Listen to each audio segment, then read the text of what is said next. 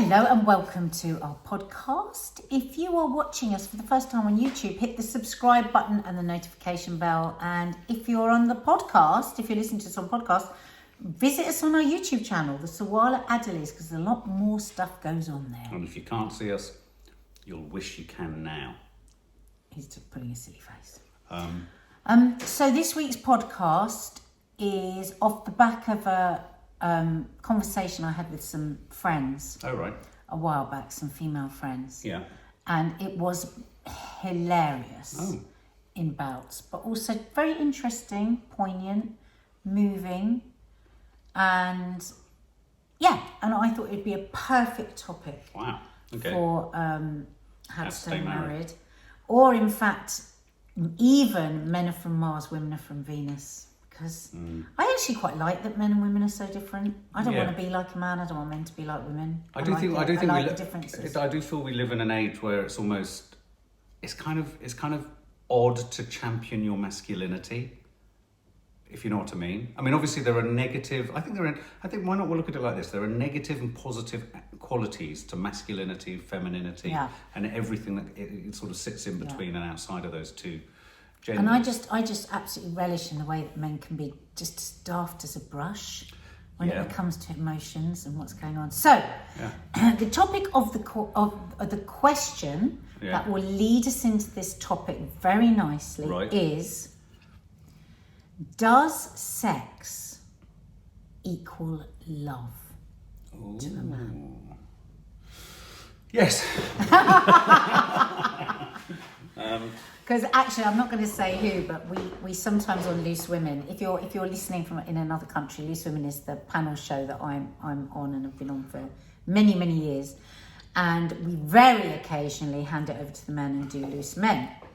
And there was a celebrity, he shall remain nameless, who in the meeting, he was just lovely because he shared really openly with us about all this stuff, and he was saying absolutely. He said, I love my wife. I love my life, but if my wife doesn't want to have sex with me, I always think it's because she doesn't love me. Right. Well, and why wouldn't... I mean, okay, let's start from the position of what he's just said, or that line. Why is that necessarily such a bad connection to make? It's not bad. I'm just asking if that's because I don't see sex to me isn't.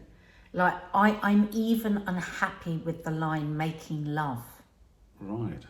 Because to me, and this is what this group of friends that I was talking to all completely agreed, that making love is everything that happens outside of sex. Jesus Christ. And sex is sex, and everything else is making love, emptying the dishwasher or laughing at a joke or asking about our day, or being kind, or giving us a lift, or stroking the back of your head without necessarily wanting sex.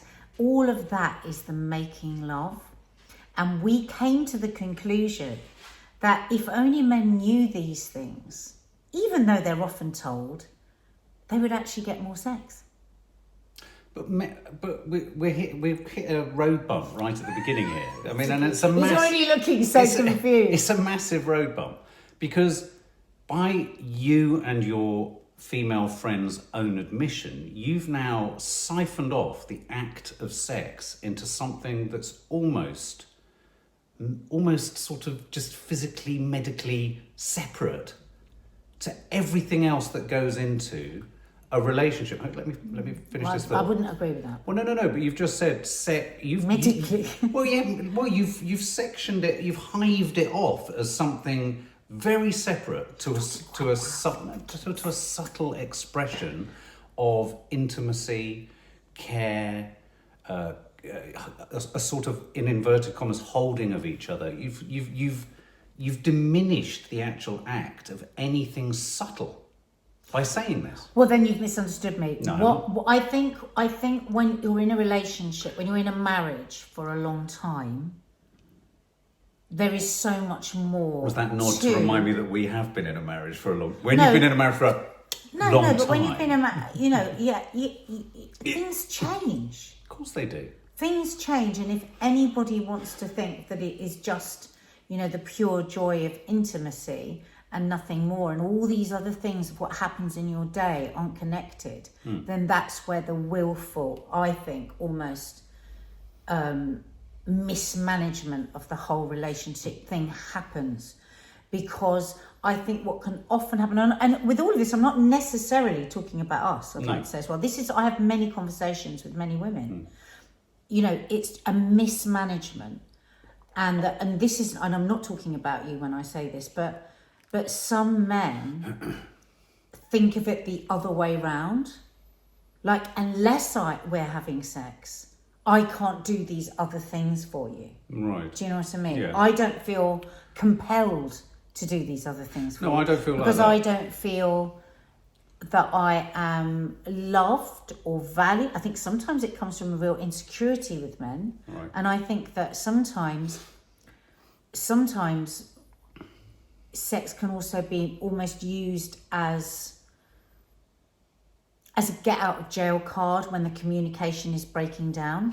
Can I just scroll you back and just say something for a minute? Because I think one of the things that gets little talked about, and, you know, as a kind of, you know, brought up by a feminist mother, fair enough that it doesn't get talked about. It doesn't, you know, there's a reason why I think, you know, the balance needs to be redressed in the opposite direction.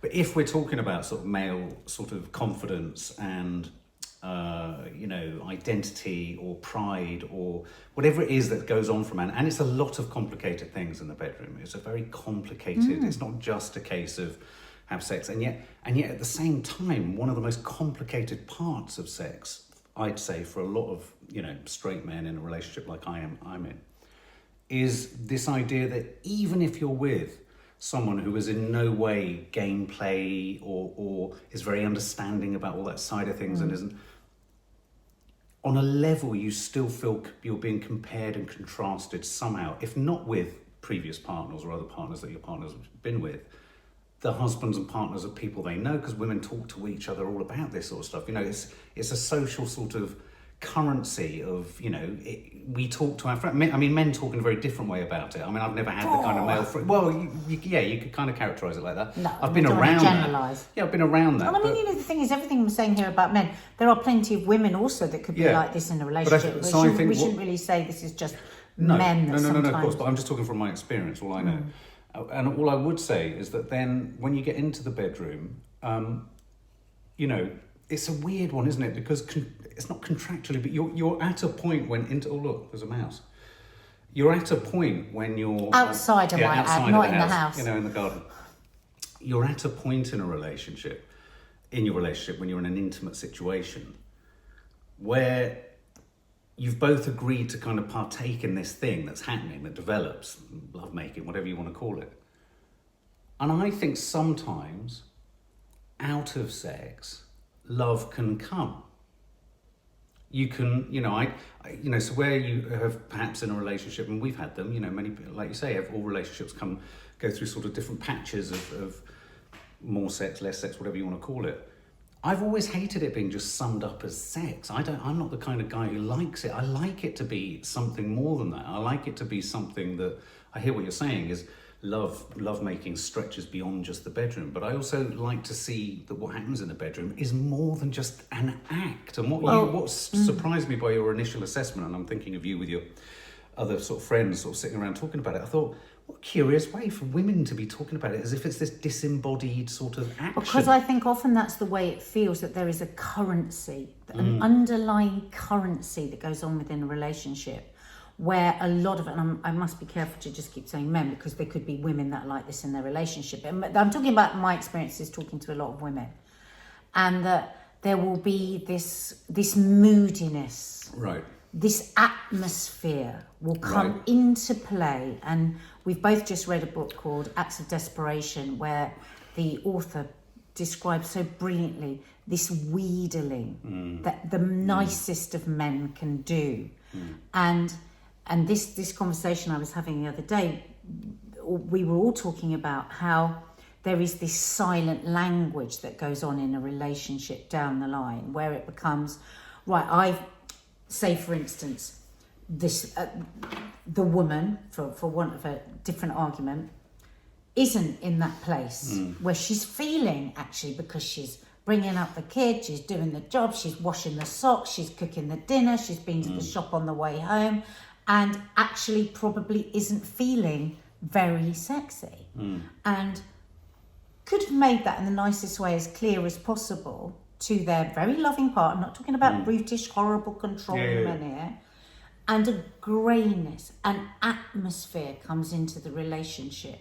And that woman will start to think, right, at some point for this grey cloud to burst, this is about us having sex, no matter actually, really, whether I've made it clear that I'm not in that place or not.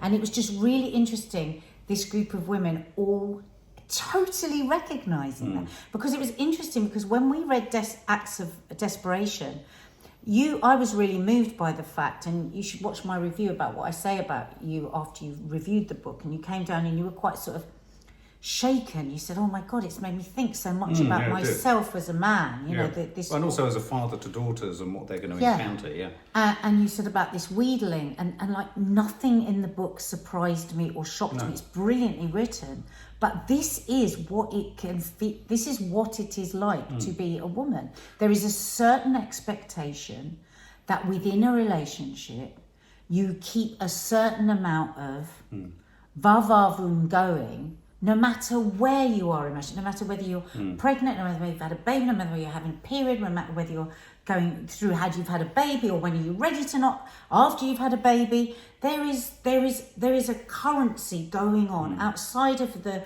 joys of free love before you're in a marriage and in the workings of a marriage. I mean, one of my friends was saying, she's got a lovely, lovely husband. And she said, it's just totally extraordinary. She said, it's just fact. She said, if I've got stuff that I need doing, there's no way he's going to do it. And this isn't like anything they've ever discussed, but she'll say, right, I'll decide, okay, we're going to have sex, and I will take complete control of that situation, and we'll have sex. And literally, I know 10 minutes later, he's going to be doing the list of stuff that I want doing. Now, these are facts. These are like... So because he gets it, suddenly he's more amenable, you mean? Is that what you're saying?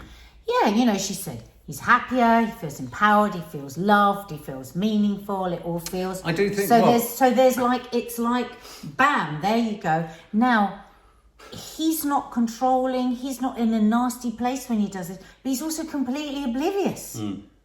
Well, I mean, I have to say, this book, Acts of Desperation, there's another line in it, which is a really killer line, where it says, she's talking about not wanting someone to have sex with her, and the only way she could stop him from having sex with her was to have sex with him. Stop him from wanting sex with her. Yeah, was to have sex with him. And I thought that was, that contradiction at the heart of that really, really made me think about, what it means to be a man, because, and the wheedling thing it really did strike me. And that was me being really honest, because I was thinking, oh my God, okay, I think what happens is, I think there's a danger perhaps that what happens is, as soon as you're in a relationship, and I've often been the advocate of this line, well, it's just a friendship if there isn't the sex contingent. Sex is the thing that makes it a different relationship to just being really good friends and really loving each other platonically as friends and all that kind of stuff. So surely the sex thing has to be a different thing. And if the sex thing isn't happening much, I do think men feel it more keenly that they're not wanted, or they're not desired, or that and also there's lots of men that don't want sex as much as women. But I do think there is a complication there for men, because I think, if I look back and I think to myself, okay, well, I suppose I just thought that because we're in a relationship, we're always in a position of being attracted to each other. So if we're always essentially on that... But I think that's the mistake, that the only thing that shows you're attracted to somebody is... the only thing. Well, no, but if that person isn't having sex, then the other person thinks they're not attractive. I think finding coincidentally the right time to always be wanting it, it's very difficult. Is actually much more of a challenge. If you really start to, in a granular fashion, unpack every time you've had sex with the person you adore and fancy, as to whether you completely wanted it as much as the other person at that point, no one's probably going to have a perfect match. No. That's when things like seduction and romance, and I do think that's something that creeps into relationships, and I think men maybe feel this a bit, is where's the sort of instantaneousness? It's like, I remember times when you've said, oh, well, why don't we book that and we'll go away then, and we could, and I'm thinking, oh my God, for a man, that's quite a pressure. It's like, right, okay, so we've got And next for a woman. Thursday on 2 But p.m. so it is for the woman as Well, well. yeah, no, I'm just it's no talking about it different. as a man. Yeah. But it's like, okay, well, what if we're not in the right frame of mind But for that's it? all right. That's what a relationship should be. We go, actually, it's really nice. We've come away in this lovely hotel. Do you know what? Let's just eat and just I not. think there's an assumption from women that men will be ready for it, whatever, whenever, however, and I think it diminishes there is an emotional contingent, even to men finding that sex is a sign of love. There isn't that can be an emotional thing. It doesn't just have to be this cranking up of the digit and doing it. Yeah. What do you think about? Do you recognise, like, no, I mean, I'm not talking about our relationship because I want to stay away from our relationship, but because of the kids and stuff.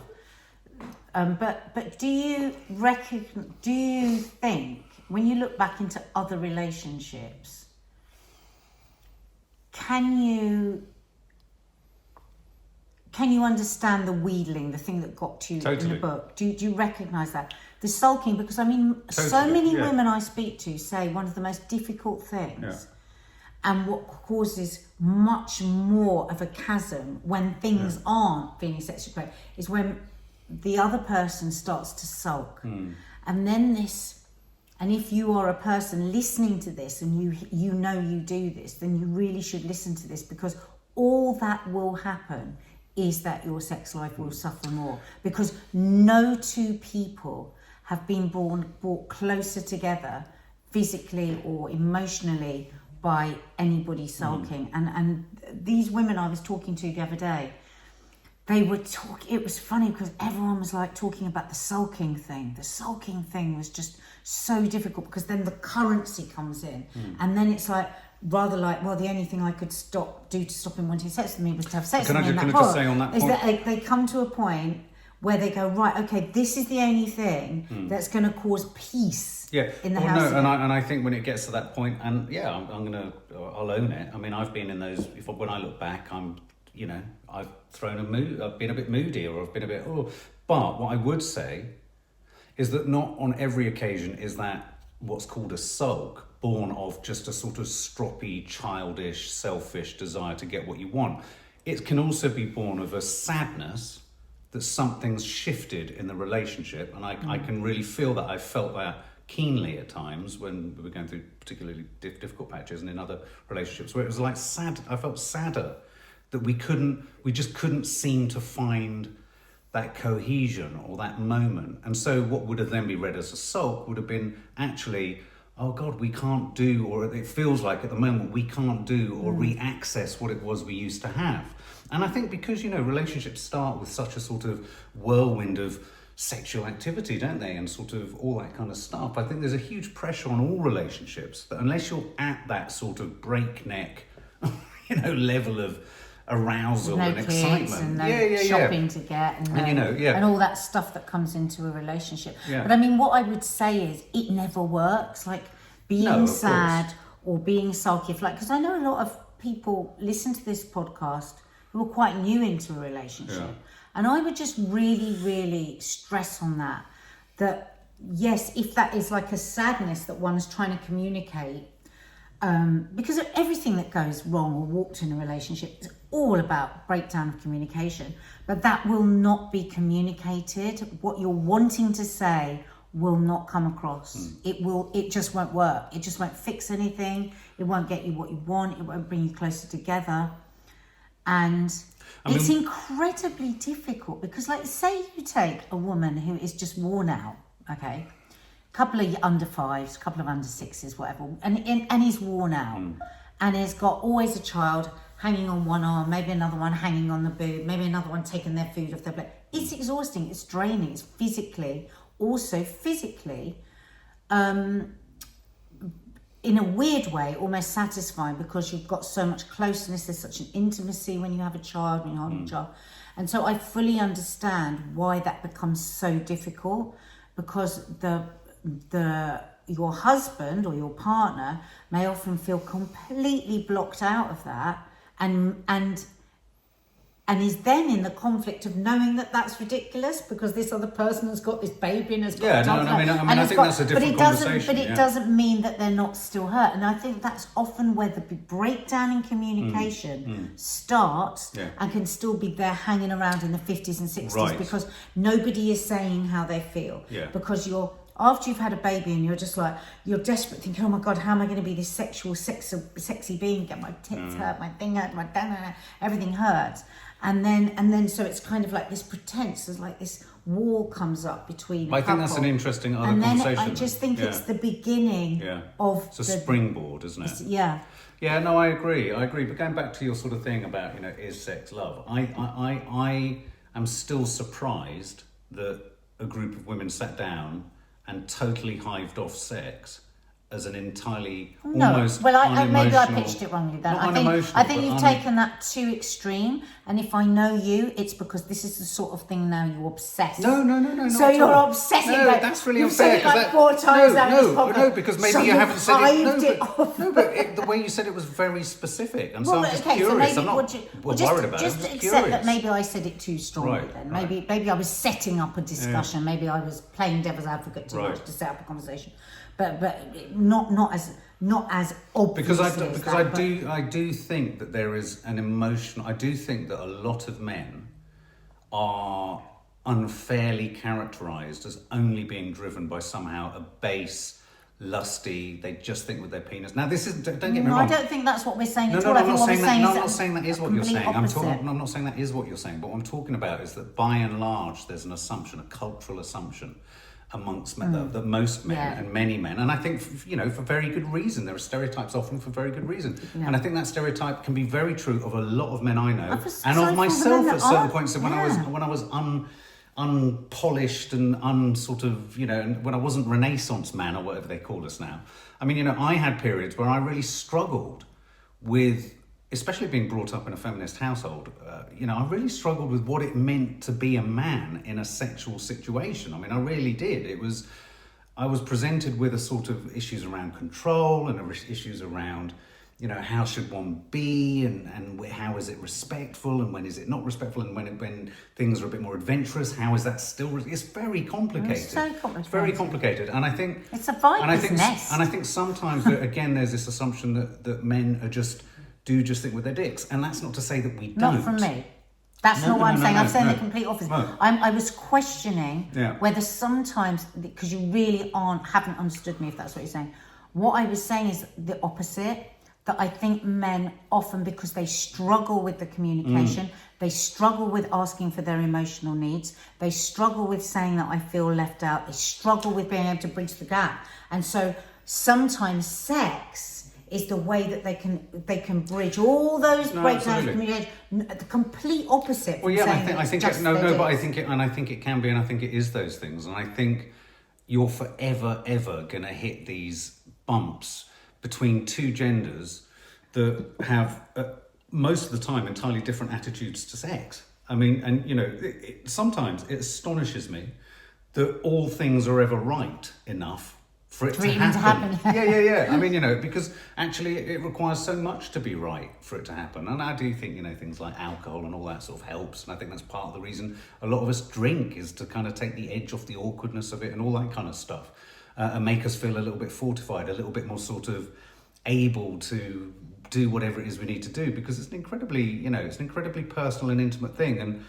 So in answer to your question, I think men do probably more. I think you're right. I think as a coping mechanism, I think we turn to sex as a sort of an emotional quick fix. It's it's a very quick way to somehow emotionally resolve things for yourself. And if I'm feeling if I'm feeling lost in our relationship or a relationship, or if I'm feeling sort of misunderstood or disconnected, for want of a better expression, yes, I think something like sex can quite quickly ease that for me. I think more often, and I'm not speaking for all women, but I think what happens is women more want to work out what it was, what's going wrong, and to talk about it, and actually to try and fix the breakdown in communication with sex. Of course, that works when you're a teenager, when you're in your 20s. we've had a row, now let's have sex and everything's fine. But often whatever is the problem is running deeper just because of time and because of all the other relationships that are going on within the house. I feel as sorry for both genders and all different types of people with different kinds of libido, because it's incredibly complex. And like you say, when you think about it, it's actually a fucking miracle that anybody ever pulls it off. Especially sober. I mean, I have to stress that point, because it's like I often think to myself, how would I, if I was sober and we weren't together and I was hoping to meet someone, how would I cross that river of intimacy without a drink in me? I couldn't even begin to imagine how to do that, because I've never had to do that.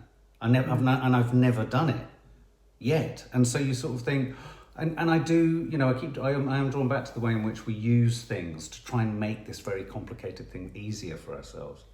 I think even in relationships, I can think of examples of quite a few people I know who use alcohol, not in a way to literally anaesthetize themselves so they don't know what's going on, but just to make them feel more inclined towards something that they know they might be just too tired, or like you say, they've got all the kids and it's, oh fucking hell, and we've put a scheduled date in the diary and I don't feel up to it, maybe I'll have a drink, that'll help. And even those parts of it aren't bad parts of it. You're on the same page as a couple, you love each other and you fancy each other and you want some fun together. And I think, it's not always like one's misunderstood and one's in control. No. It's trying to It's find multi-layered. It's trying to find that shared moment where it can all work. Yeah, but I think that, to go back to the beginning, is that you cannot get away from the fact, because nobody after 10, 15, 20, 30 years of marriage loves young dream, because love's young dream is no responsibilities, no stress, no worry, no tiredness, no nothing. And so the work of it comes into it. And I think if you're listening and you're new into a relationship, don't be put off by that, because to think that that's never going to be the case for you actually means you're missing out on something, because to work out this shit is part of having a long-term relationship. Yeah. It's part of it. It's not a failure, it's part of it. And it's like every other part of a relationship, you've got to work at the intimacy side of it too. Yeah. It's all right to have a conversation. But what I was saying about, I know you understood me to say I've cleaved it off and sex is totally different. No, what I was saying is that as you go on, more and more it's a 360-degree situation. Sex life is all about how you communicate, all about how you are with that person, all about how you listen to them, how you laugh with them, that is the making love of sex. It's all of those things. And actually, to compartmentalize it as being able to do this and that and this and that as a standalone, it doesn't work. It won't fix an argument. It won't fix a breakdown in communication. It won't fix loneliness or a chasm between you. It just won't, not on its own. But if you don't have conversations, and if you can't have conversations, and if you can't touch base with each other about this stuff, that's when people head off and have affairs, because they think that they're going to find whatever it is they haven't got there in another relationship. And you often hear the case that, I think a couples counsellor said to us, if you just leave one relationship with all the same problems, you're going to just find have another one. Yeah, you'll find the same problems with a different person, and there'll be that initial flurry of excitement of sex. But again, I think what's really sad is that I think more often than we can imagine, when people go off and have affairs, there is actually a sort of a secret relief for some people, because the conversation will have become so difficult about sex and about... A relief, what, for the person who's being cuckolded? Yeah, the person that isn't feeling it in that way is going to be I think sometimes people turn a blind eye, because they say, I don't want the stress of it. I don't want the stress of this constant wheedling or whatever, terminology. I suppose that's a whole other conversation though, isn't it? Is a relationship over if you no longer have sex? That's a good question. Yeah. Is it? I mean, is it that, and if you are struggling... Well, it is for some people. Yeah, I mean, if you're struggling that much, presumably, do you move on? I think that it's fair enough. I think, sometimes with some people that I, have said to me, we don't have sex. We've had sex for years. We haven't. And you do think, well, What? There will eventually be trouble at mill. There will eventually be trouble at mill. Well, there you go, guys. A little bit of wheedling and deedling there.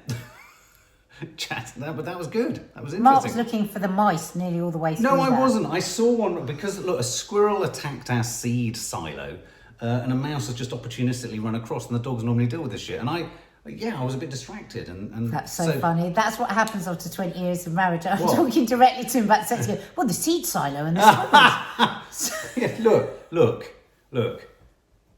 When are we next gonna? Mark, shut up.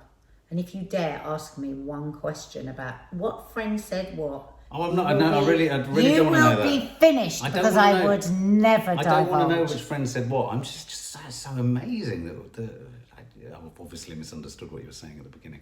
But I think Because if you were look- ready to No, hear I it the way wasn't. you I wanted was to hear not. it. I was not. Listen back, guys. Listen back. You heard her.